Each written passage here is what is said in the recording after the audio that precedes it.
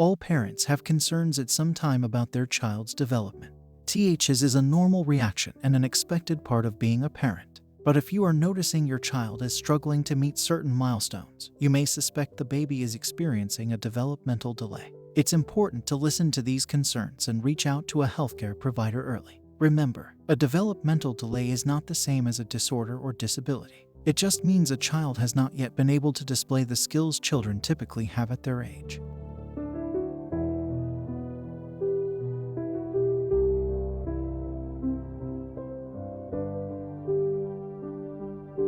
You can do this during a well baby visit or schedule an appointment with a healthcare provider. You can also reach out to a specific type of healthcare provider that specializes in a form of treatment. Is there anything you can do to prepare for your baby's appointment?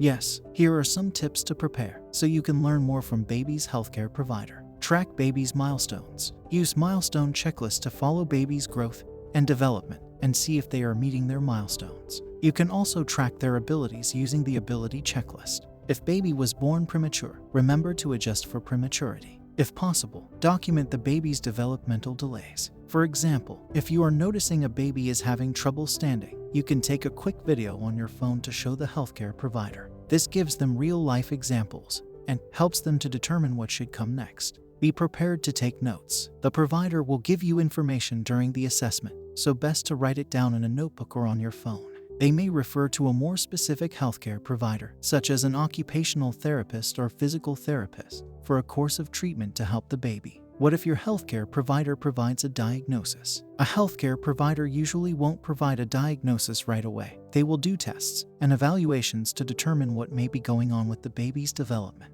If they provide a diagnosis, it's important to also get information on a course of treatment. Make sure to listen to their recommendations for treatment to help determine what is best for baby. Support groups. For specific diagnoses, there are often support groups. These support groups will connect you with families that have similar diagnoses. Support groups can be a great, lifelong source to ask questions and navigate difficult situations. Making accommodations at school. As your child approaches school age, it's essential to work with their school to make sure accommodations are made to help them get the most out of their education.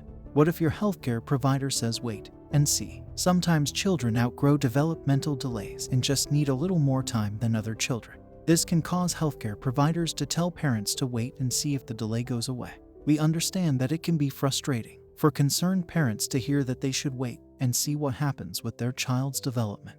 If you'd still like to see if there are ways to learn more about a baby's development, here's what to do. Trust your instincts. You know your baby best. If you feel like there is something not right, then continue to ask questions and look for answers. There is nothing wrong with getting another opinion or having your child screened. Obtain a free screening at a therapy clinic. While children often need a referral from a doctor to get therapeutic treatment, it is possible to obtain a free screening for therapy. These are sometimes referred to as free developmental screening and usually screen for speech, occupational, or physical therapy needs. Screenings typically last 15 minutes, 30 minutes. Screenings do not provide answers, but they determine if a child needs a full evaluation. After an evaluation, a therapist will recommend a course of treatment. Contact an early intervention office to see if your child can receive services. In the United States, there are state-funded early intervention programs. These programs provide physical, occupational, feeding, and speech therapy, as well as social work services. Early intervention services are typically for children 0-3 years old.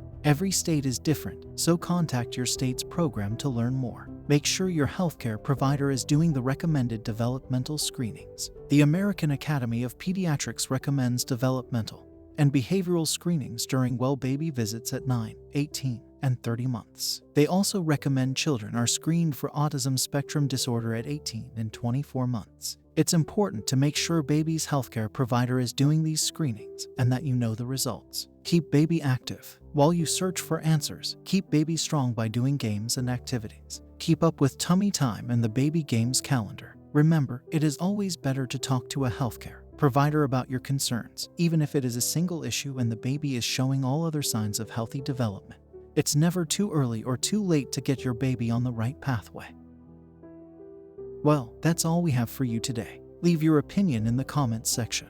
Don't forget to like, share, and subscribe so you don't miss an upload and you can enjoy the excellent content I send your way.